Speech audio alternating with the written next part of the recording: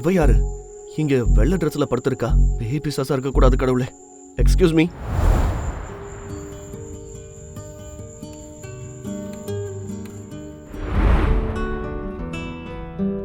இப்ப இவளை எப்படி வீட்டுக்கு அனுப்புறது? நீங்க என்ன நினைக்கிறீங்களோ அது உண்மை இல்ல. உங்களுக்கு புரியுதா? நீ யாரு? நீ யாருன்னு கேட்ட? அமைதியா இருங்க. நான் யாருன்னு சொல்றேன். நான் எல்லாத்தையும் சொல்றேன். அந்த பெண் அழுது கொண்டே எதுவும் சொல்லாமல் அந்த இடத்தை விட்டு ஓடிவிட்டாள். அது யஷுக்கு வருத்தத்தை கொடுத்தது. இந்த காலத்து பொண்ணுங்களுக்கு நன்றி சொல்ல கூட தெரியல. யஷ்பால் சார், காலையில இருந்து உங்களுக்கு என்ன ஆச்சு? எதையோ தொலைச்ச மாதிரி இருக்கீங்க. இல்ல சுருதி, நான் தொலைஞ்சு போகல. என்ன தம்பி, எனக்கு வர வேண்டிய பணத்தை கொடுக்க மறந்துட்டியா? அடி வாங்கணுமா? என்ன பதில் சொல்றது? மறுபடியும் வந்துட்டாங்க. வேடிக்கை காட்டு. தகுதிய மறந்துட்டியா? எவ்வளவு தைரியம் உனக்கு? உன் கடையும் அடிச்சு உடைச்சிருவேன், உன்னையும். நீ என்ன ஒரு சிங்கிள் பீஸா அனுப்புவியா? நீ என்ன இந்த சங்கிராமையா ஒரு சிங்கிள் பீஸா அனுப்புவியா?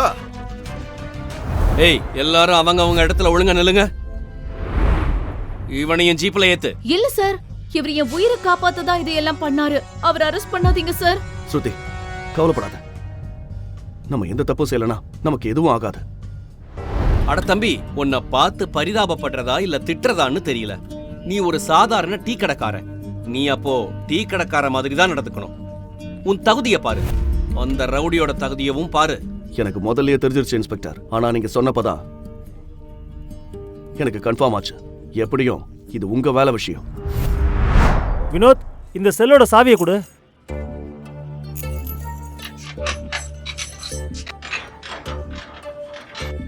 கமிஷனரின் உத்தரவை கேட்டு இன்ஸ்பெக்டர் காம்லே திகைத்து போய் நின்றார். யாஷ்பால் போன்ற ஒரு சாமானிய டீ கடைக்காரனை விடுவிக்க கமிஷனரை நேரில் வந்ததற்கான காரணம் அவனுக்கு புரியவில்லை. சிறையிலிருந்து வெளியே வந்த யஷும் இது எவ்வாறு சாத்தியமானது என்ற குழப்பத்துடனே நின்றிருந்தான்.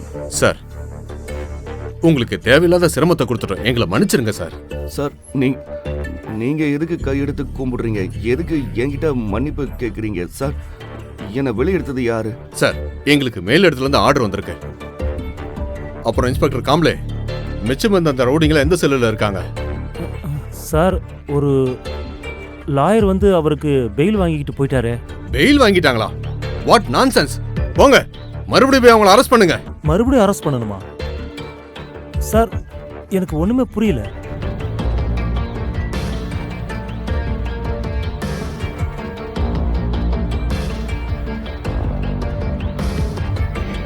இப்ப புரியுதா? Now you go and arrest those people earliest. Okay sir. நீங்க இப்ப போலாம் சார். நடந்த எல்லாத்துக்கும் மறுபடியும் நான் சாரி கேட்டுக்கிறேன்.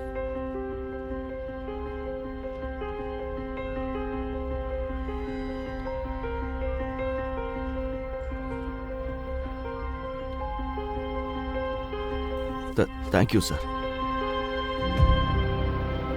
தீராத குழப்பத்துடன் யஷ் காவல் நிலையத்தின் நுழைவாயிலை நோக்கி மெல்ல நடந்தான்.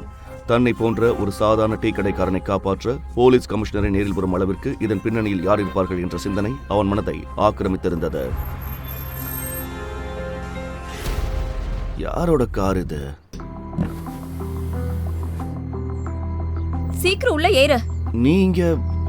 நானே தான் ரொம்ப கேள்வி கேட்காம உள்ள சீக்கிரம் வா. இதோ வரேன். சீக்கிரம் வா. சரி.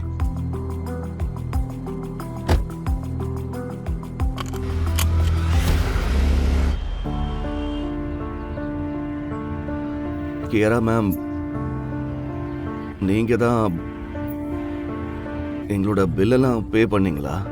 இல்ல, அந்த மினிஸ்டருக்கு உன்னை மருமகன் ஆக்கணும்னு ஆசையா, அதான் உன்னை விட்டுட்டாரா? நீங்க என்ன சொல்ல வரீங்கன்னு எனக்கு புரியல.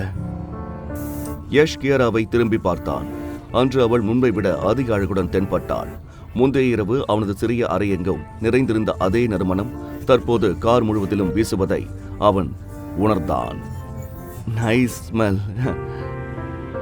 அத நைஸ் ஃப்ராக்ரன்ஸ்னு சொல்லணும், ஸ்டூபிட். சரி சரி, நைஸ் ஃப்ராக்ரன்ஸ்னு வச்சுக்கலாம். ஆமாம், நான் உங்ககிட்ட ஒரு விஷயம் கேட்கணும்னு நினைச்சேன். இன்னைக்கு காலையில என்கிட்ட சொல்லாம கொள்ளாம எதுக்காக நீங்க அப்படி ஓடி போனீங்க? நீ என்கிட்ட என்ன கேட்கணுமோ அதை விட்டுட்டு லூசு மாதிரி சம்மந்தம் இல்லாம பேசிட்டு இருக்க. நான் எதுக்கு உன்னை தேடி வந்தேன்? எதுக்கு கார்ல கூட்டிட்டு போறேன்னு கேட்க தோணலையா உனக்கு? அது எனக்கு தெரியுமே. உங்களோட அந்த வெள்ளை ட்ரெஸ்ஸும் அப்புறம் ஆணி அடிச்ச மாதிரி இருக்குமே அந்த ஹை ஹீல் செருப்பும் அதானே உங்களுக்கு வேணும், எனக்கு தெரியும். Shut up. ஒரு ட்ரெஸ்ஸுக்காக பெயில் வாங்கி தர அளவுக்கு நான் ஒன்னும் முட்டாள் இல்ல. சொல்ல போனா உன்கிட்ட இருக்கிற என்னோட கிரெடிட் கார்டை வாங்க கூட நான் வரல. கிரெடிட் கார்டில் என்ன இருக்கு? பேங்க்ல கேட்டால் 1க்கு பதிலாக 6 கார்டு கொடுப்பாங்க. இப்போ கிரெடிட் கார்டில் என்ன புதுசாக இருக்க போகுது? ஆமாம், இப்போதான் எனக்கு ஞாபகம் வருது. 100 கோடி ரூபாய் மதிப்புள்ள அந்த அட்டை இன்னும் தன்னிடம் இருப்பதை யஷ் அப்போதுதான் நினைவு கூர்ந்தான். அந்த அட்டையை மட்டும் காட்டியிருந்தால் சங்கர் ராமையும் இன்ஸ்பெக்டரையும் அப்பொழுதே அவன் நிலைக்குலைய செய்திருப்பான். இந்தாங்க உங்களோட கிரெடிட் கார்டு. இதோ இருக்கு. கடவுள் சத்தியமா சொல்றேன், உங்க மேல சத்தியமா சொல்றேன், ஒரு பைசா கூட நான் செலவு பண்ணல. இந்தாங்க, புடிங்க புடிங்க.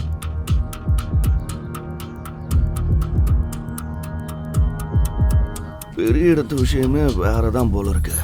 சரி, நேத்து நைட் எனக்கு உதவி பண்ணதுக்கு ரொம்ப தேங்க்ஸ். மருத்துவ பரிசோதனையை முடித்த கியாரா முந்தைய இரவு யஷ் தன்னிடம் எவ்வித தவறான நோக்கத்துடனும் நடந்து கொள்ளவில்லை என்பதை உறுதி செய்து கொண்டாள்.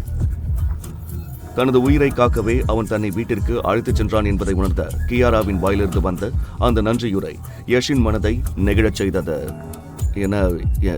என ஜெயிலிருந்து வெளியெடுத்ததுக்கு கியாரா மேம் ரொம்ப நன்றிங்க. Thank you very much. நீ ஒரு விசித்திரமான ஆளு. முக்கியமான விஷயத்தை விட்டுட்டு வீணா ஏதேதோ பேசிட்டு இருக்க. நான் வீணா பேசுறேனா? எனக்கே தெரியாமலையா? ஆமா, நீங்க என்ன சொல்ல வரீங்க? இப்போ என்ன எங்க கூட்டிட்டு போயிட்டு இருக்கீங்க? என் வீட்டை தாண்டி ரொம்ப தூரம் வந்துட்டோம்.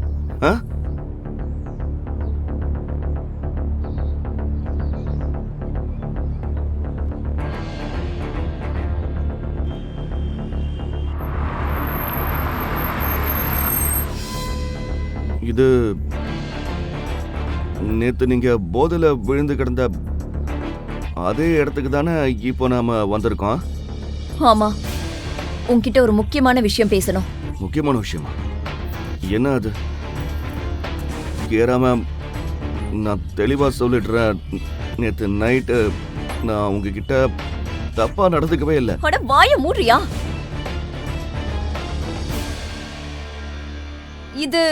இது என்ன டீ ஸ்மெல்? நீ என்ன டீ அண்டாக்குள்ள உட்கார்ந்தா டீ போடுவ? என்ன பேசுறீங்க? ஒரு டீ கடைக்கார மேல டீ வாசனை வராம வேற என்ன மல்லிகைப்பூ வாசனையா வரும்னு நினைச்சீங்க? இது உழைப்போட வாசனை, உழைப்போட வாசனை. உங்களுக்கெல்லாம் உழைப்பை பத்தி என்ன தெரியும்?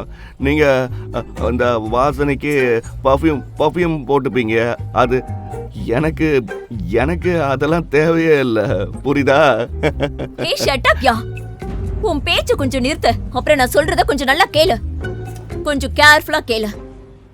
உன்னை பத்தி எல்லா டீடைல்ஸும் எடுத்துட்டேன். உன் பேரு யாஷ்பால்.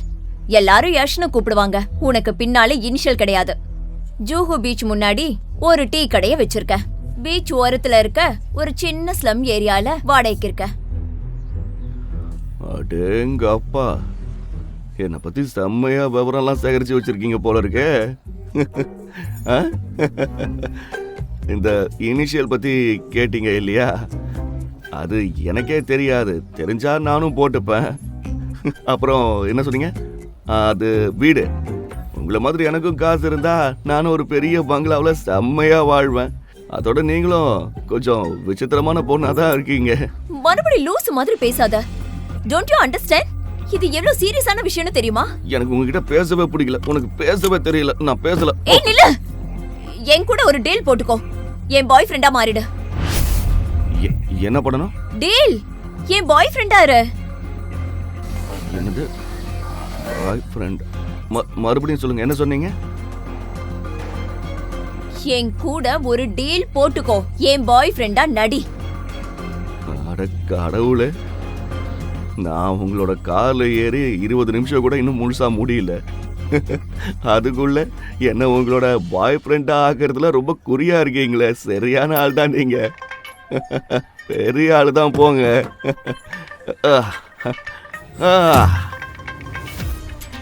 இந்த கிளைமேட் ரொம்ப சூப்பரா இருக்கு. இந்த கடல் அலையும் பார்க்கறதுக்கே செம்மையா இருக்கு. ஆஹா, அப்ப ஃபீல் வரத்தானே செய்யும். நான் ஒண்ணும் விளையாட்டுக்கு சொல்லல, சீரியஸா சொல்றேன். சீரியஸ் மேடம், நேத்து நைட் நான் ஏதாவது தப்பு பண்ணேன்னு நீங்க இன்னும் நினைச்சிட்டு இருக்கீங்களா என்ன? இத பாருங்க, நான் சொல்றதை கேளுங்க. உங்க கார் மேல சத்தியமா சொல்றேன், நான் உங்களை காப்பாத்த தான் செஞ்சேன், வேற எதுவும் பண்ணல. புரிஞ்சுதா? ஒருவேளை நான் போய் சொன்னேன்னு வச்சுக்கோங்களேன், உங்க கார் வெடிச்சு செதறட்டும். அட ரிலாக்ஸ். நேத்து நைட்டு எதுவும் நடக்கலன்னு எனக்கு தெரியும். அப்புறம் எதுவும் நடக்கலன்னு உங்களுக்கு தெரிஞ்சும் என் கூட எதுக்காக இந்த டீல்? அட கடவுளே, இப்படிலாம் நடக்குமா என்ன? ஒருவேளை நீங்க நான் உங்களுக்கு ஹெல்ப் பண்ணதால என் மேல இம்ப்ரெஸ் ஆகி நீங்க அதனால என்ன என் மேல இம்ப்ரெஸ் ஆகி என்ன உங்க பாய் ஃப்ரெண்ட் ஆக்க பாக்குறீங்களா? நான் உனக்கு எந்த உபகாரமும் பண்ண வரல. உன்னை பாய் ஃப்ரெண்டா இருக்க சொல்றது ஜஸ்ட் ஒரு பிசினஸ் டீல் தான். என்ன அப்பதுல இருந்து டீல் டீல் டீல்னே சொல்லிக்கிட்டு இருக்கீங்க? ஏதாவது பிசினஸ் டீலா? அட பாவமே, இத முன்னாடியே சொல்லிருக்கலாம்ல. என் டீ கடை இந்த உலகத்திலே ரொம்ப ஃபேமஸ். அதான் பெரிய இடத்துல இருந்து வந்து இன்வெஸ்ட் பண்ண பாக்குறீங்களா? 500 ரூபாய் வச்சுக்கிட்டு பிசினஸ் கொலாபரேஷன் பண்ணுமா? இந்த கையில டீ, அந்த கையில கொலாபரேஷன். நான் சொல்றது கரெக்ட் தானே? நான் உங்களுக்கு இன்னும் எந்த ப்ரொபோசலும் கொடுக்கல, அதுக்குள்ள என் கடையில இன்வெஸ்ட் பண்ண வரேன்னு சொல்றீங்களே, எப்படி அது? யஷ் தனது பிசினஸ் திறமையை எண்ணி பெருமிதம் கொண்டான். ஆனால் அவனது அறிவில்லாத பேச்சுக்களை கேட்டு கியாராவின் முகம் வாடி போனது. இவனுக்கு தான் சொல்ல வருவதை எவ்வாறு புரிய வைப்பது என்று தெரியாமல் அவள் தடுமாறினாள். என்ன மேடம் இப்படி நிக்கிறீங்க? ஏதாவது சொல்லுங்க, என்னதான் நடக்குதுங்க? நீ என் கூட ஒரு டீல் போட போற, என் பாய் ஃப்ரெண்டா வர்றதுக்கு. ஆனா அது வெறும் நடிப்பு. ஜஸ்ட் இந்த உலகத்துக்கு முன்னாடி நீ பார்ட்னர், ஆனா எனக்கு இல்ல. புரியுதா? அப்படின்னா நான் உங்க பாய் ஃப்ரெண்டா ஆக்டிங் கொடுக்கணும், ம். அப்படிதானே?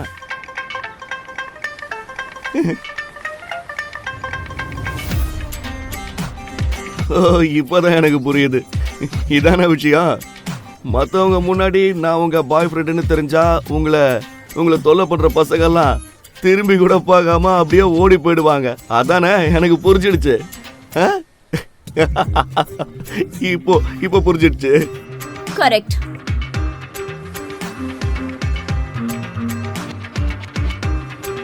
கரெக்டெல்லாம் சரிதான். இதனால எனக்கு என்ன லாபம்? நான் தான் சொன்னேன்ல, இது ஒரு டீல்னு. அதனால உனக்கு இதுக்கு பணமும் கிடைக்கும். எவ்வளோ கிடைக்கும்? எவ்வளவு வேணும்னு நீயே சொல்லு. எவ்வளோவா? அப்பாடா, எவ்வளோ கேட்கலாம்?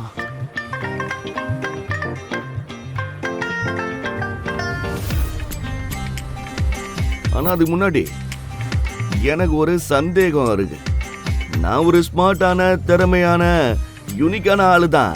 அதோட என் டீ கடை உலகம் பூரா ஃபேமஸ் தான். அதுல இன்வெஸ்ட் பண்றதுக்கு உலகத்துல இருந்து எங்க இருந்து வேணாலும் ஆளுங்க வருவாங்க. ஆனா உங்களுக்கு பாய் ஃப்ரெண்டா நடிக்க எவ்வளவோ மாடலுங்க, ஆக்டருங்க கிடைப்பாங்களே, அப்புறம் என்ன எதுக்காக நீங்க செலக்ட் பண்ணீங்க? ஐயோ, இன்னும் நீ எவ்வளவுதான் கேள்வி கேட்ப? உனக்கு எவ்வளவு பணம் வேணுமோ அதை மட்டும் சொல்லு. நீங்க இன்னும் நான் கேட்ட கேள்விக்கு பதில் சொல்லவே இல்லை. எதுக்காக நான் இந்த பிசினஸ் டீலிங் பெயரில் தான் ஏதோ ஒரு பெரும் சதியில் சிக்க வைக்கப்படுகிறோமோ என்று யஷ் அஞ்சினான். அது காரணம் என்னன்னா, நான் ஏன் உன்னை செலக்ட் பண்ணேன்னு உனக்கு என்ன கவலை? நீ பேசாம உன்னோட பேமெண்ட் என்னன்னு சொல்லிட்டு போய் வேலையை பாரு. ஆனால் யஷின் மனதிற்குள் இன்னும் ஒரு கேள்வி இருந்தது. கியாரா பேசிய துணி அவள் தன்னை மரியாதையாக நடத்தவில்லை என்பதை அவனுக்கு உணர்த்தியது. இங்க பாருங்க, உங்க பணத்தை உங்க பாக்கெட்லயே வச்சுக்கோங்க, புரியுதா? எங்களுக்கு உங்க காசு மேல எந்த ஆசையும் இல்ல. ஏய் நில்லு. ஒரு பெண் இவ்வளவு உரிமையோடு தடுத்தால் யஷ்பால் எப்படி அங்கிருந்து செல்வான்?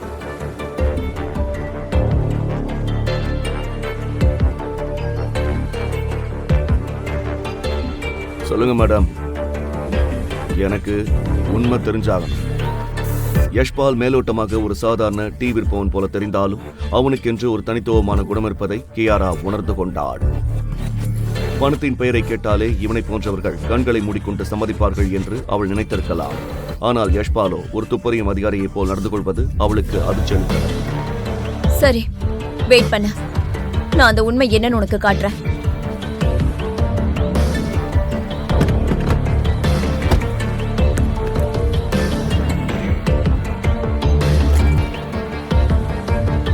இங்க பாரு. யஷ் அந்த போட்டோவை உற்று பார்த்தான். அதில் கியாரா தளர்வான டி ஷர்ட் மற்றும் பைஜாமாவில் வெறும் காலோடு ஓடிக்கொண்டிருந்தாள். படிக்கட்டுக்கு அருகே பனியன் அணிந்திருந்த யஷ்பால் அவளுடைய காலணிகளை பிடித்துக் கொண்டு நின்று கொண்டிருந்தாள். இதுக்கு என்ன அர்த்தம்னா, நடுராத்திரி நம்ம வீட்டுக்கு வந்தப்போ அங்க இருக்கிற யாரோ ஒருத்தங்க இந்த போட்டோவை எடுத்திருக்காங்க. எப்படி மேடம்? இல்ல, இத உன் பக்கத்து வீட்ல இருக்க யாரோ பண்ணல.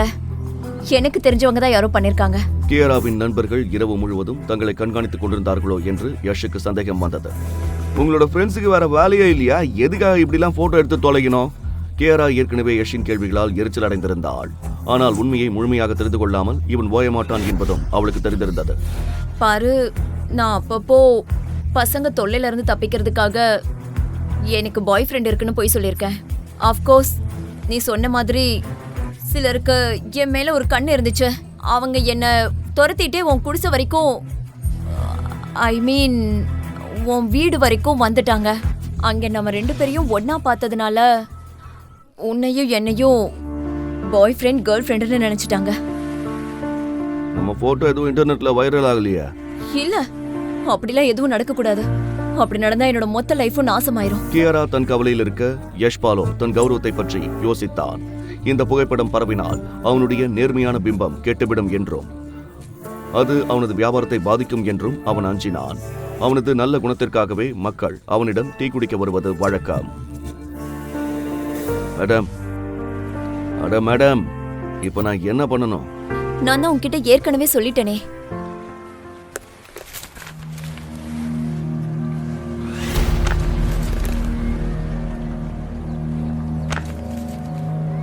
நீ உனக்கு எவ்வளவு பணம் வேணும்னு சொல்ல மாட்ற.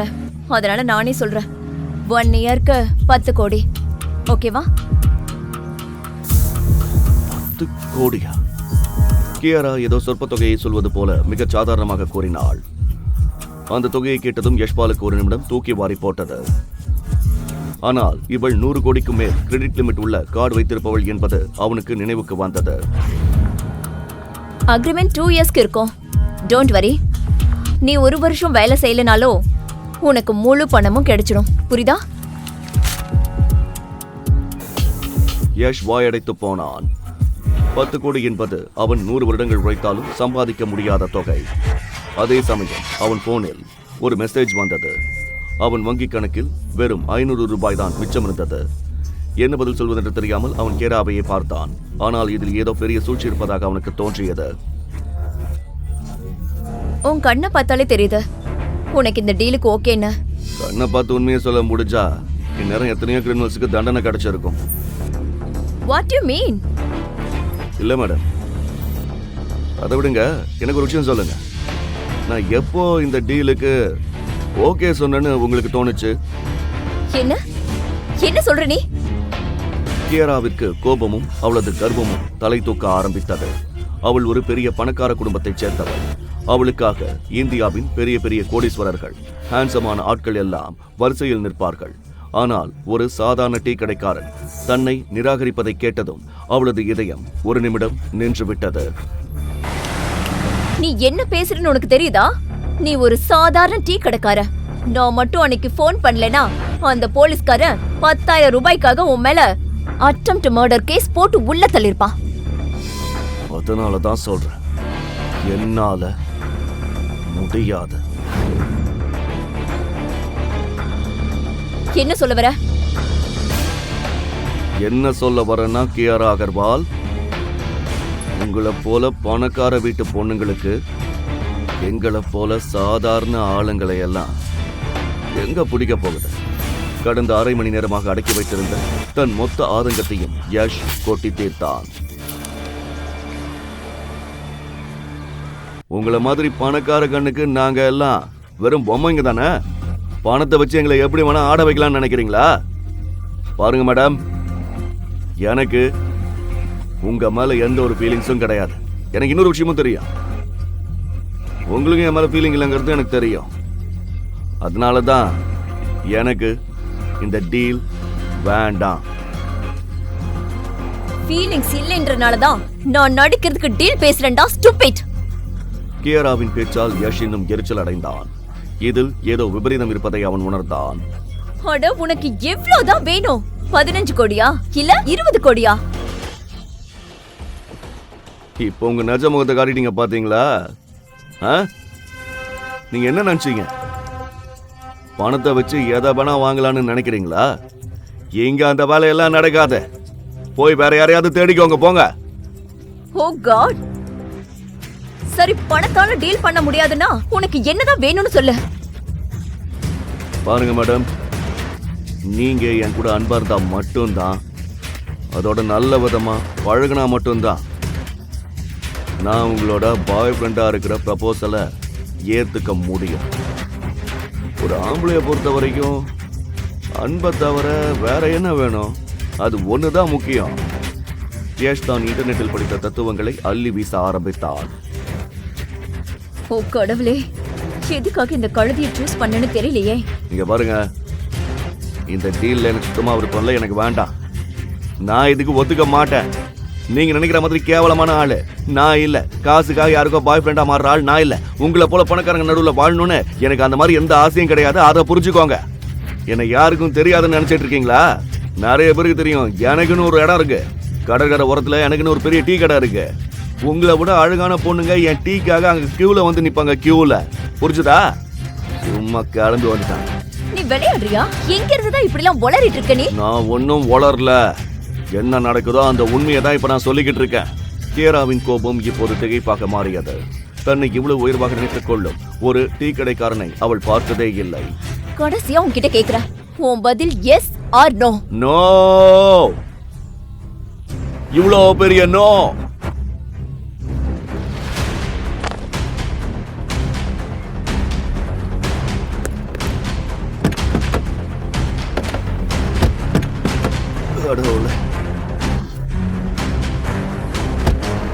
போலாம். Okay final. நீ இங்கிருந்து கிளம்ப. அப்படியே எப்படி போக முடியும்? என் வீட்டை பின்னாடி விட்டுட்டு இவ்வளவு தூரம் கூட்டிட்டு வந்துட்டு இப்ப போன்னு சொன்னா எப்படி போறது? நான் என்ன நடந்தே போகணுமா? என்னால போக முடியாது. நான் போக மாட்டேன். என்ன போக முடியாதா? இதுவரை மக்கர் போனது. நான் போக மாட்டேன். சரி, நீ இங்கே இரு. நான் இங்கிருந்து கிளம்புறேன். அட, கியாரா சட்டென்று கிளம்புவாள் என்று யஷ் எதிர்பார்க்கவில்லை. அவள் நேராக சென்று கடலில் குதித்து விடுவாளோ என்று அவனுக்கு தோன்றியது. அவன் பதற்றத்துடன் அவளை காப்பாற்ற ஓடினான். ஐயோ நில்லுங்க, உங்களுக்கு என்ன பைத்தியம் பிடிச்சிருக்கா? நீங்க போற வேகத்தை பார்த்தா கடல்ல போய் குதிச்சிருக்க போல இருக்க. நீ தான் என்ன பைத்தியமாக்குற. ஒரு சின்ன ரிக்வெஸ்ட் பண்ண, அத கூட நீ கேட்கல. சரி சரி கேக்குறேன், நான் கேக்குறேன். முதல்ல இந்த பக்கம் வாங்க. மேடம், எனக்கு உன்கிட்ட பேச எதுவும் இல்ல. ஒண்ணு ஓகே சொல்லு, இல்லைன்னா என்ன விட்டுடு. உங்களுக்கு என்ன பைத்தியமா பிடிச்சிருக்கு? எனக்கு என்ன ஆச்சுன்னா உனக்கு என்ன? போய் உன் வேலைய பாரு. பைத்தியக்காரத்தனம் பண்ணாதீங்க, விழுந்தா செத்து போயிடுவீங்க. நான் 10 வரைக்கும் எண்ணுவேன். அதுக்குள்ள சரின்னு சொல்ல நான் குதிச்சிருவேன். 10, 9. யஷ் பேசி முடிப்பதற்குள்ளேயே கியாரா அவனது பேச்சை இடைமறித்தார். இப்பொழுது யஷ்பாலின் நிலைமை ஒரு பக்கம் கிணறு, மறுபக்கம் பள்ளம் என்பது போல ஆகிவிட்டது. கியாரா அந்த ஏரியில் குதித்து தன் உயிரை மாய்த்துக் கொள்ள துணிந்து விட்டாள். அவன் தன் வாழ்க்கையை பணையும் வைத்து அவளுக்கு உதவுவானா அல்லது கியாராவை இறக்க விடுவானா? முடிவெடுக்க அவனிடம் வெறும் 10 வினாடிகள் மட்டுமே இருந்தன.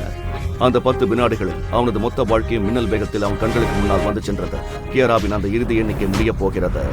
2 நாட்களுக்கு முன் இரவு நேரம். சென்னை நகரத்தின் விளக்குகள் மெதுவாக அணைந்து கொண்டிருந்தது. கடற்கரை ஓரத்தில் இருந்த சின்ன சின்ன கடைகளையும் அடைக்கும் நேரமானது.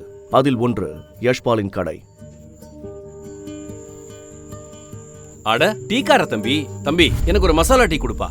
அண்ணா, ரொம்ப சாரி, இப்போ கடையை மூடிட்டேன். டீயும் தீர்ந்து போச்சு. நீங்க காசு வச்சுக்கோங்க. காலையில வாங்கினேன், நான் உங்களுக்கு நல்ல மசாலா ஏலக்காய் போட்ட டீ தரேன். ஆனா தம்பி, எனக்கு இப்பதான் டீ குடிக்கணும் போல இருக்கு. நீ என்ன காலையில வர சொல்ற? சரி, அப்போ ஒன்று செய்யலாம். நம்ம வீடு பக்கத்துல தான் இருக்கு. என் பைக்கும் இங்க தான் இருக்கு. நான் என் வீட்ல போய் ஒரு கப் டீ தரேன். இல்ல நான் அப்புறமா குடிக்கிறேன். இல்ல தயங்காதீங்க, வாங்க நான் டீ தரேன். நம்ம வீடு இங்க பக்கத்துல தான் இருக்கு, கடற்கரை பக்கத்துல. கடற்கரை பக்கத்துலயா? ஆமாமா, கடற்கரையில பக்கத்துல தான். சீ ஃபேசிங்ல நம்ம வீடு கடலுக்கு எதிர்த்தாப்புல தான் இருக்கு. ஜன்னலை திறந்தா கடலை பார்க்கலாம். நீங்க டீ குடிக்கிறதோட வேற எதையும் குடிக்கலையே? இல்ல நான் நிஜமா சொல்றேன், என் மேல சத்தியமா சொல்றேன். நான் பொய் சொல்லல, இங்கேயே தான். நம்ம இன்னும் கொஞ்ச தூரம் போனா அங்க குடிசைகள் தெரியும். அதுல ஒண்ணு என் வீடு. குடிசையா? ஆமா, நீ நல்லா ஜோக் பண்ற. இன்னொரு நாள் போலாம், சரியா? சரிண்ணா, கண்டிப்பா கண்டிப்பா. இவர்தான் ஃபைசான் மியான். இவரது வடப்பாவ் கடையில் வியாபாரம் கொஞ்சம் மந்தமாகத்தான் இருந்தது. நீ அவரை நல்லா சமாளிச்ச, இல்லனா அவர் இன்னைக்கு ராத்திரி உன்னை டார்ச்சர் பண்ணிருப்பாரு. அப்படி இல்ல, நம்ம கடைக்கு மக்கள் அவ்வளவு நம்பிக்கையோட டீ குடிக்க வராங்க. நம்ம அவங்கள நல்லா கவனிச்சுக்க வேண்டாமா? சரிதான். சரி யஷ்பால், எனக்கு ஒரு டிப்ஸ் கொடு. இன்னைக்கு பிசினஸ் நல்லாவே போல. பாரு தம்பி, வியாபாரம் சூப்பரா போகணும்னா புது உலகத்தோட டேஸ்ட புரிஞ்சுக்கணும், வெரைட்டியா புரிஞ்சுக்கணும். அப்புறம் என்ன, வியாபாரம் தானா நடக்க ஆரம்பிச்சிடும். புரிஞ்சுதா? அட யஷ்பால், நீ சத்தியமா டயலாக் எல்லாம் மாசா பேசுறப்பா. இது டயலாக் இல்ல, இது பிசினஸ். புரிஞ்சுதா? அப்புறம் ஏன் டிவி வித்துட்டு இருக்க? அங்க போ, அதுக்கு என்ன பேரு? Film line. நீ நல்லா பேசுற, பார்க்கவும் ரொம்ப ஹேண்ட்ஸமா இருக்க. ஆமா ஆமா, என் மாமா பாலிவுட்ல உட்காந்துருக்காரு, எனக்காக காசு போட்டு என்ன ஹீரோ ஆக்குவாரு. இப்ப நீ வீட்டுக்கு போ, உன் மனைவி உனக்காக காத்துட்டு இருப்பா. போ. சரி சரி, நாளைக்கு வந்து மீதிய சொல்லு. வாழ்க்கையில் பெரிய ஆசைகள் இல்லை என்றாலும் யஷ்பால் தன்னுடைய சாதாரண வருமானத்தில் மகிழ்ச்சியாக இருந்தான். அவன் இந்த உலகத்திற்கு முன் ஒரு நல்ல நேர்மையான மனிதனாக இருக்க முயற்சி செய்தான். மழை வந்துச்சுன்னா நம்ம காசு எல்லாம் காலி ஆயிரும். நம்ம இன்னைக்கு கஷ்டப்பட்டு உழைச்சதெல்லாம் வீணா போயிடும். திடீரென்று யஷ்பால் சாலையோரம் ஒரு பெண் மயக்கத்தில் படுத்திருப்பதை கண்டான். இவ யாரு? இங்க வெள்ளை ட்ரெஸ்ல படுத்திருக்கா? பேய் பிசாசா இருக்க கூடாது கடவுளே. Excuse me. ஏ பொண்ணு, ஏன் எழுந்திருக்க மாட்டேங்கிறா? எவ்வளவு அழகான பொண்ணு, எவ்வளவு விலையுந்த ட்ரெஸ் போட்டிருக்கா. இவ ஒரு பணக்கார வீட்டு பொண்ணு மாதிரி தெரியுது.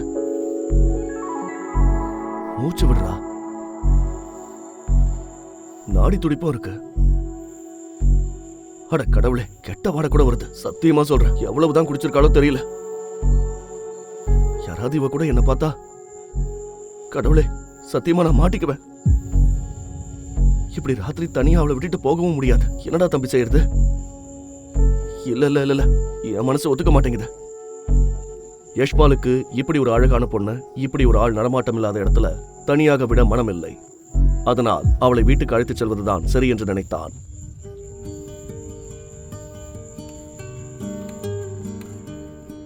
இந்த இரவுதான் யஷ்பாலின் வாழ்க்கையின் திருப்புமுனை என்றே கூறலாம்.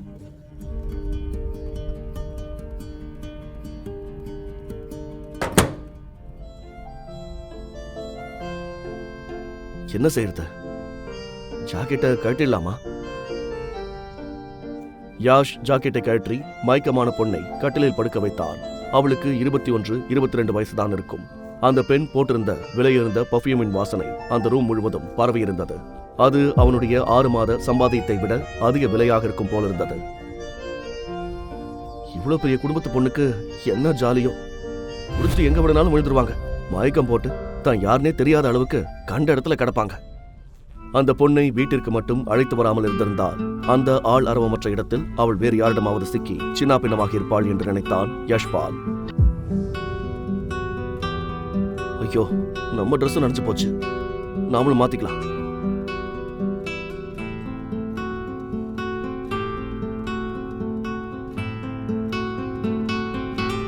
இவளால ரூமே ஜொலிக்குது.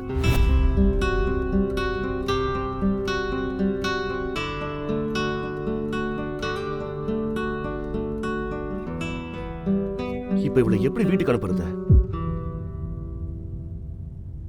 என்கிட்ட போனோ ஐடியோ இல்ல. அப்புறம் இவ இவ்வளவு குடிச்சிருக்கா, அடுத்த 10 மணி நேரத்துக்கு எழுந்திருக்க மாட்டா. இவளோட துணியும் நனைஞ்சு போச்சு. நான் மாத்தலனா அவளுக்கு உடம்பு சரியில்லாம போயிடும். கடவுளே, என்னை ஏன் இப்படி ஒரு சங்கடத்துல மாட்டி விட்ட?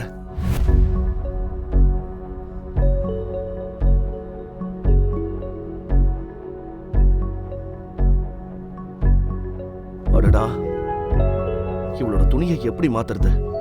ஆனா மாத்தியே ஆகணும். மாத்தலனா காலையில உயிரோட இருப்பாளானே தெரியாது. நான் இவளை ஹாஸ்பிட்டலுக்கு கூட்டிட்டு போகணும். அவ உயிரோட இருந்தா தானே நாம தப்பிப்போம். யஷ் அந்த பெண்ணின் உடையை மாற்றுவதை யாரும் பார்த்துவிடக் கூடாது என்று பயந்தான். ஏனென்றால் யாராவது அவனை பார்த்து விட்டால் யஷ் அசிங்கப்பட்டு தன்னுடைய டீ கடையை மூடிவிட்டு கிராமத்திற்கு திரும்ப செல்ல வேண்டியதாக இருக்கும்.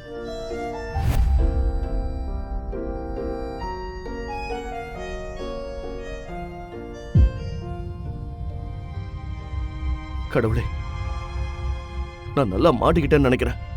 யஷ் அந்த காடில் என்ன பார்த்தான்? அவனுக்கு ஏன் அவ்வளவு அதிர்ச்சி?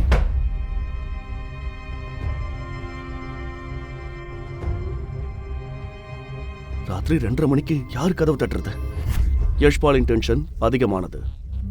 தெரியாத பெண்ணுடன் யாராவது அவனை பார்த்து விட்டால் பிரச்சனையாக விடும் என்று பயந்தான். யஷ்பால் சார், அடடா, இந்த ஸ்ருதி நடுராத்திரில எதுக்கு இங்க வந்தா? அவளுக்கு ஒரு வேளை இந்த ரூம்ல நம்ம கூட ஒரு பொண்ணு இருக்கான்னு தெரிஞ்சு போச்சுன்னா கடவுளே, நமக்கு அசிங்கமா போயிடும். தூங்கிட்டீங்களா சார்?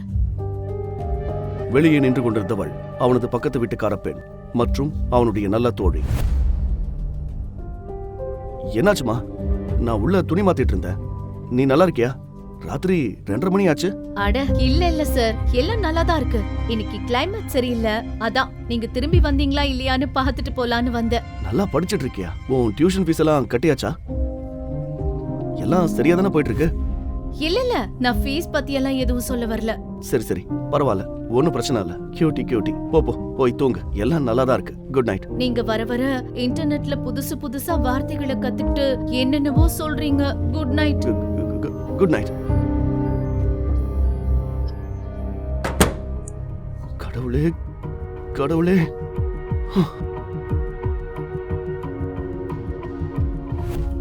நீ என் வாழ்க்கையில வந்து எனக்கு பெரிய தொந்தரவு கொடுத்துட்டு இருக்க.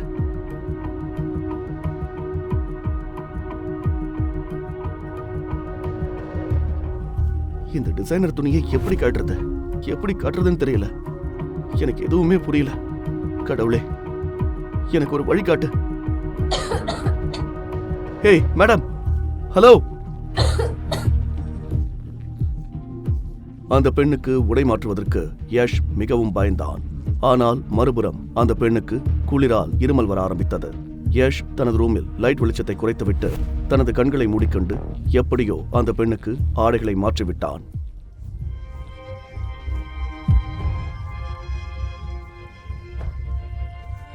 அட ராமா, இந்த பொண்ணு காலையில எழுந்திருக்கும் போது ஒரு தெரியாத மனுஷனை பக்கத்துல பார்த்தா, ஐயோ கடவுளே, அப்புறம் அதிர்ச்சியாகி பெரிய பிரச்சனை பண்ணிடுவா. கடவுளுக்கு எல்லாம் தெரியும், நம்ம எல்லாம் சுத்தமான மனசுக்காரங்க. அதனால அவர் நம்மளை எந்த பிரச்சனையும் சந்திக்க விட மாட்டாரு. எனக்கு நம்பிக்கை இருக்கு. கடவுளே, ஒருவேளை இந்த நல்ல காரியத்துக்காக மேடம் நமக்கு ஒரு பரிசு கொடுப்பாங்க. பரிசா நம்மளை கல்யாணம் பண்ணிப்பாங்க, நம்மளை இம்ப்ரெஸ் பண்ணுவாங்க. அதுவும் கூட நடக்கலாம். யஷின் பார்வை அந்த காடின் மீது பட்டதும் அந்த காடு சாதாரண காடு இல்லை என்று யஷ் புரிந்து கொண்டான். 100 கோடிக்கு மேல் பேங்க் பேலன்ஸ் வைத்திருப்பவர்களுக்கு மட்டுமே இந்த மாதிரி கார்டுகள் கிடைக்கும் என்று இன்டர்நெட்டில் படித்திருந்தான். கியாரா அகர்வால். அந்த பெயரை படித்ததும் இந்த பெண் யார் என்று யஷுக்கு புரிந்தது. சென்னையில் உள்ள டாப் கம்பெனிகளில் ஒன்று அகர்வால் குரூப். மேலும் இந்த பெண் மிகப்பெரிய குடும்பத்திலிருந்து வந்தவர். ஐயோ கடவுளே, எனக்கு என்ன ஆகுமோ? இந்த மேடம் முன்னாடி நம்ம சின்ன கொசு மாதிரி. அப்படி இருக்கும்போது இவங்களை கல்யாணம் பண்ற கனவுலாம் கண்டுட்டு இருக்கேன். யஷ்பால் தூக்கம் வராமல் தவித்துக் கொண்டிருந்தான். ஆனால் அப்போது அவனுக்கு தெரியவில்லை, எங்கேயோ அவளை நோக்கி அவன் ஈர்க்கப்பட்டுக் கொண்டிருந்தான் என்பது.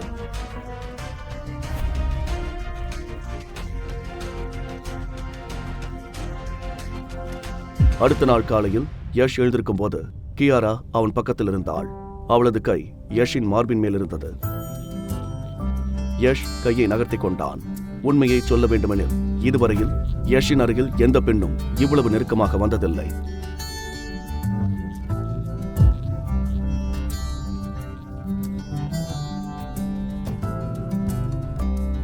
அடடா, இந்த அட்மாஸ்பியர் சொர்க்கம் மாதிரி இருக்கு.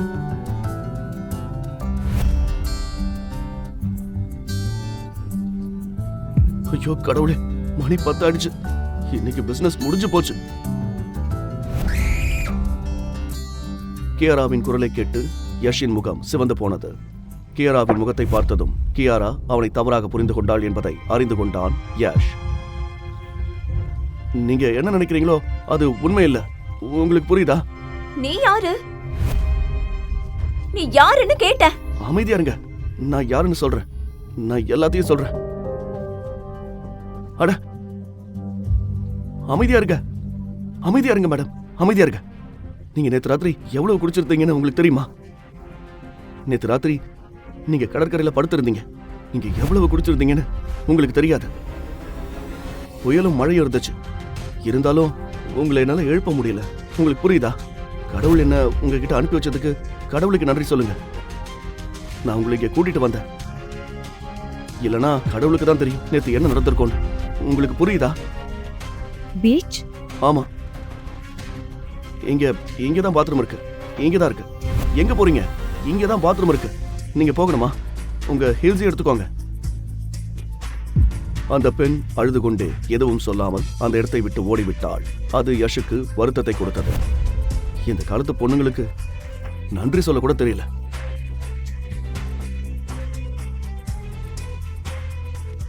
நன்றி சொல்றதை விட அகர்வால் சாரோட பொண்ணு நம்ம மேல கேஸ் போட்டா என்ன ஆகும்? மாமியார் வீட்டுல போய் சோறு தண்ணி இல்லாம கிடக்க வேண்டியதுதான்.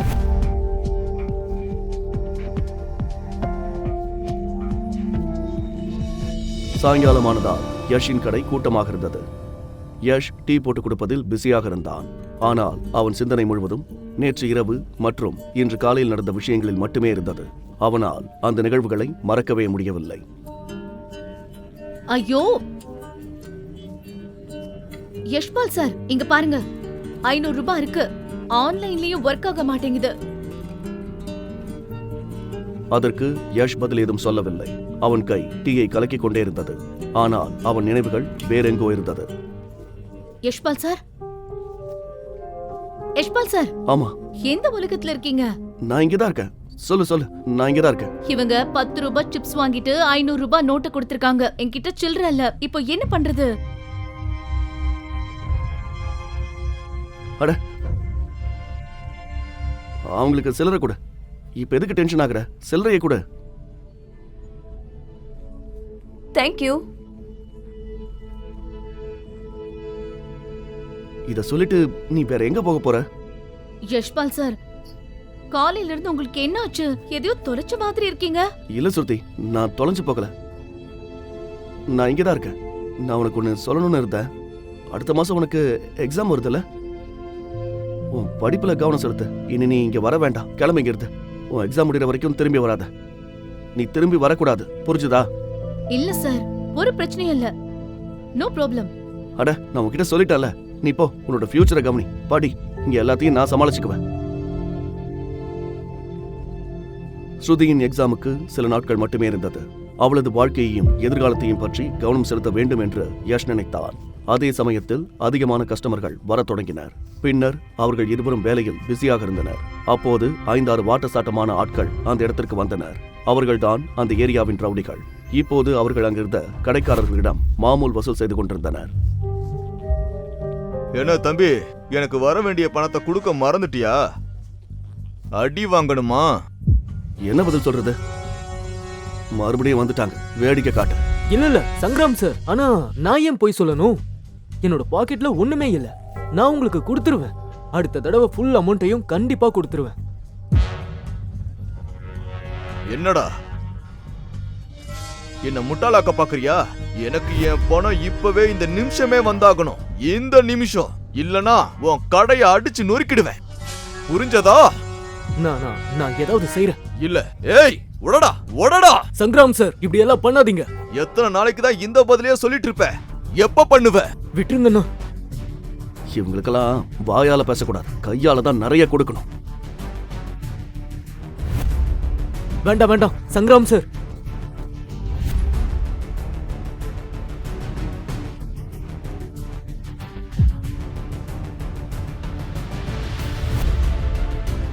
யஷ்பால் சார்,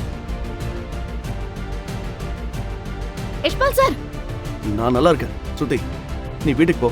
இல்ல சார், உங்களை இந்த நிலைமையில விட்டுட்டு போக முடியாது. நான் நல்லா இருக்கேன்னு சொன்னேன். வீட்டுக்கு போ, நான் இங்க எல்லாத்தையும் பாத்துக்கிறேன். ஓ தகுதிய மறந்துட்டியா? எவ்வளவு தைரியம் உனக்கு?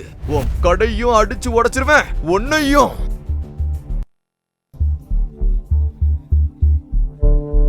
இங்க பாரு, நான் சொல்றதை கேளு. இங்க இருந்து அமைதியா போ. நீ உன் மாமலை தானே வாங்க வந்திருக்க, வாங்கிட்டு கிளம்பு. சட்டத்தை உன் கையில எடுக்காரு சங்கராம். சாதாரண டீ கடைக்கார நீ ரூல்ஸ பத்தி என்கிட்டயே பேசுறியா? அப்ப நான் சொல்றத கேளு, அப்புறம் இதையும் உன் மண்டையில ஏத்திக்கோ. இங்க சட்டத்தை நான் தான் உருவாக்குவேன், அத நானே பிரேக் பண்ணுவேன். அப்புறம் நான் சொல்றத கேளு, நான் சொல்றத காதை திறந்து கேளு. இங்க இருக்கிற எல்லாரும் கேட்டுக்கங்க, இன்னிலிருந்து 2 மடங்கு மாமூல் அதிகமா கொடுக்கணும். புரிஞ்சதா இல்லையா? பாரு சங்கராம், ஒழுங்கா கிளம்பிரு. போங்க, போய் உடைங்க. ஸ்ருதி, ஸ்ருதி ஓடுங்கிறது. ஸ்ருதி ஓடுங்கிறது. ஸ்ருதி ஓடுங்கிறது. ஓடிடு.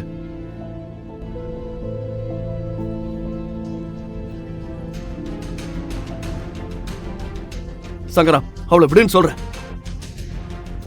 இல்லனா இந்த ஏரியால இருந்து நீ சிங்கிள் பீஸா வெளியே போக மாட்டேன். புரிஞ்சுதா? நான் அவளை விட்டுடவா? இதோ விட்டுட்ட. நீ என்ன ஒரு சிங்கிள் பீஸா அனுப்புவியா? நீ என்ன இந்த சங்கராமையா ஒரு சிங்கிள் பீஸா அனுப்புவியா? சங்கராம், சங்கராம், நான் கெஞ்சி கேட்கிறேன், இந்த முதல்ல பண்ணாத. அவளை விட்டுடு. நான் கையெடுத்து கும்பிட்டு கேட்கிறேன். சாரி சொல்றேன். நான் உங்க எல்லாருக்கும் சாரி சொல்றேன். ப்ளீஸ் அவளை விட்டுடு.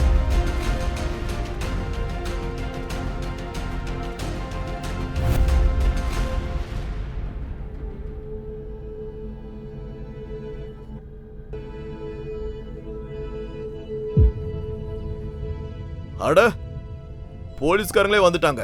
ஏய், எல்லாரும் அவங்க இடத்துல ஒழுங்கா நில்லுங்க. சார், நான் தான் உங்களை கூப்பிட்டேன் சார். இவன் தான் சங்கராம். இவன் இந்த ஏரியாவோட ரவுடி. இவன் எங்க கிட்ட காசு கேட்டு வந்தான் சார். எங்க கிட்ட காசு இல்ல, அதனால இந்த மாதிரி அநியாயம் பண்ணிட்டு இருக்கான். ஆமா சார், இந்த ரவுடி என்னையும் அரெஸ்ட் பண்ணான்தான். இன்ஸ்பெக்டர், இது எங்க விஷயம், நீங்க இன்டர்ஃபியர் ஆகாதீங்க. ஏய், போலீஸே மிரட்டுறியா நீ? ஏய் இன்ஸ்பெக்டர், உனக்கு தெரியுமா நான் யாரோட ஆளுன்னு? நீ சஸ்பெண்ட் ஆகணுமா? நீ ஒரு லோக்கல் அரசியல்வாதின்னு எனக்கு தெரியும். ஆனா எலெக்ஷன் வர போகுதுல்ல, இப்போ உன் அப்பன் கூட உன்னை காப்பாத்த வரமாட்டான். ஏய், அவனை கூட்டிட்டு போ. நீ பெரிய தப்பு பண்ற, ரொம்ப பெரிய தப்பு பண்ணிட்டு இருக்க. கம்ப்ளைண்ட் கொடுத்தது யாரு? சார், நான் தான் உங்களை கூப்பிட்டேன். நீங்க போலீஸ் ஸ்டேஷனுக்கு வந்துருங்க.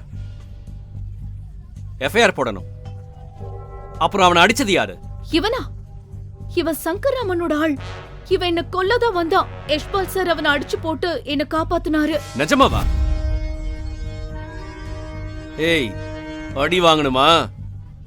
இவனையும் ஜீப்ல ஏத்து. இல்ல சார், இவர் என் உயிரை காப்பாத்ததான் இதையெல்லாம் பண்ணாரு. அவர் அரெஸ்ட் பண்ணாதீங்க சார். ஸ்ருதி, கவலைப்படாத. நம்ம எந்த தப்பும் செய்யலனா நமக்கு எதுவும் ஆகாது.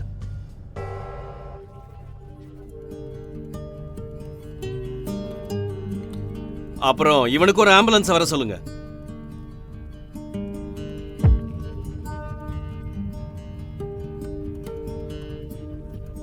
சரி, என்ன செய்ய முடியும்னு பார்க்குறேன். Good evening inspector. நான் சங்கராம் சாரோட லாயர். நான் அவர் பெயில் எடுக்க வந்திருக்கேன். அப்ப ஸ்ட்ரைட்டா சொல்லுங்க, நீங்க மினிஸ்டர் ஆளுன்னு. நீங்க எப்படி வேணும்னாலும் நினைச்சுக்கோங்க. சரி, இந்தாங்க எல்லா டாக்குமெண்ட்ஸும். நீங்க ஒரு தடவை செக் பண்ணிக்கோங்க. அப்புறம் என்னோட கிளைண்ட்ஸை வெளியே விட்டுருங்க. நான் என்னத்த சொல்றது, சிஸ்டமே சரியில்லை. இத வாங்கிக்கோங்க. இதோ. ஏய் வினோத், சங்கர் ராமையா அவனோட ஆட்களையும் ரிலீஸ் பண்ணு.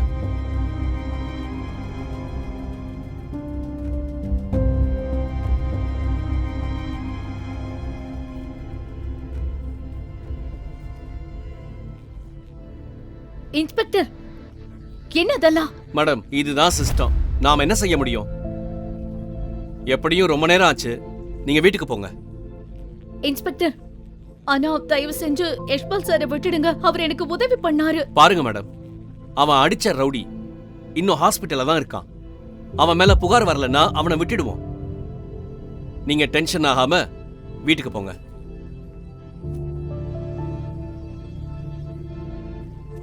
சுத்தி, நீ இதுலலாம் தலையிட வேண்டாம். போய் உன் படிப்புல கவனம் செலுத்து. அப்புறம் இந்த சாவி எடுத்துக்கோ.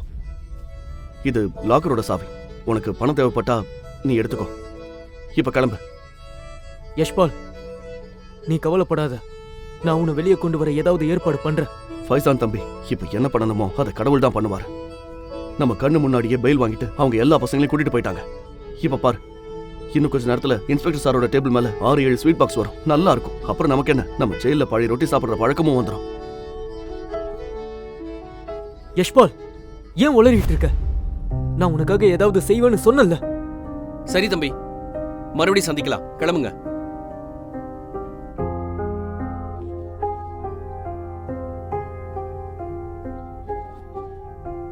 உன் பேர் என்ன? என் பேரு யஷ்பால். யஷ்பால், நீ எங்க இருந்து வர? எங்க இருந்து வந்தா என்ன சார், என்ன பெரிய வித்தியாசம் இருக்க போகுது? நான் மும்பைல இருந்து வரேன். என்னடா உனக்கு சந்தோஷமா? சும்மா மாமூல் கொடுத்துட்டு போயிருந்தா மேட்ரு முடிஞ்சு போயிருக்கும் இல்லையா? ஆனா இப்போ அவனும் அவனோட மந்திரியும் உனக்கு எதிராக என்னென்ன கேஸ் போடுவாங்கன்னு தெரியல. எப்படி சார் கேஸ் போடுவார்? என்ன இது டார்க் சிட்டியா? எங்க செல்ஃப் டிஃபென்ஸ்க்காக தான் அடிச்சேன், சும்மா எல்லாம் அடிக்கல. அட தம்பி, உன்னை பார்த்து பரிதாபப்படுறதா இல்ல திட்டுறதான்னு தெரியல. நீ ஒரு சாதாரண டீ கடைக்காரன். நீ அப்போ டீ கடைக்கார மாதிரி தான் நடந்துக்கணும். உன் தகுதியை பாரு, அந்த ரவுடியோட தகுதியவும் பாரு. எனக்கு முதல்லயே தெரிஞ்சிருச்சு இன்ஸ்பெக்டர். ஆனா நீங்க சொன்னப்பதான் எனக்கு கன்ஃபார்ம் ஆச்சு. எப்படியும் இது உங்க வேலை விஷயம். நான் புரிச்சுக்கிறேன். பாவம், நீங்க என்ன செய்வீங்க? என்னடா சொன்ன நீ? நீ பெரிய புத்திசாலி நினைச்சிட்டு இருக்கியா? இன்னையில இருந்து உன்னோட 10 வருஷ பிளாட்ஃபார்ம் டிக்கெட்டை கட் பண்ணியாச்சு. புரிஞ்சுதா? இன்ஸ்பெக்டர் காம்ப்ளே. ஜெய்ஹிந்த். சார், சார், நீங்க யஷ்பால் எங்க? சார், நீங்க இந்த தருதலைய பத்தியா பேசுறீங்க? இவன் அதே யஷ்பால் தானே? அதே டீ கடைக்காரன். ஆமா சார், இவன் தான் மினிஸ்டர் ஆட்களோட சண்டை போட்டு அவனோட ஆட்களை அடிச்சான். இப்ப என்ன பண்றது சார்? கேஸ ரெஜிஸ்டர் பண்ண ஆரம்பிக்கவா? உனக்கு மூளை குழம்பி போச்சா? இவனை உடனே விடுதலை பண்ண.